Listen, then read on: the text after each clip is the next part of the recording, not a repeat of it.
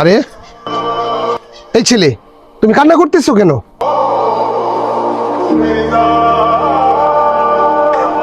বছরে একটা মাত্র ঈদ, ছোট বোনের জামা কিনে দিতে চাইছিলাম। ছোট বোন ফোন দিয়ে কান্না করতেছে, কিন্তু আমি ছোট বোনকে জামা কিনে দিতে পারলাম না। কেন? ঈদ তো কালকে, সবাই তো বাড়ি চলে গেছে, তুমি বাড়িতে যাওনি? না স্যার, আমার কাছে টাকা পয়সা যা ছিল সব হারায় গেছে। এখন আমি বাড়ি কেমনে যাব? আমার কাছে তো একটা টাকাও নাই। ঈদ কালকে, ছোট বোনের জন্য কিছু কিনতে পারি নাই। দুশ্চিন্তার বিষয়, টাকা কিভাবে হারিয়ে ফেললা?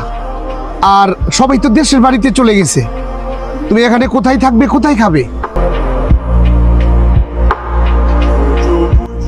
স্যার, এটা ভেবেই তো কান্না করতেছি। সবাই তো চলে গেল, আমি কিভাবে যাব? আর যদি বাড়িতেও যাই, আমার ছোট বোনকে আমি কি জবাব দিব? সে আমার দিকে তাকায় আছে, সে আমার কাছে একটা জামা চাইছিল, আমি তো তার জামা কিনে দিতে পারি নাই স্যার। তুমি কান্না করো না।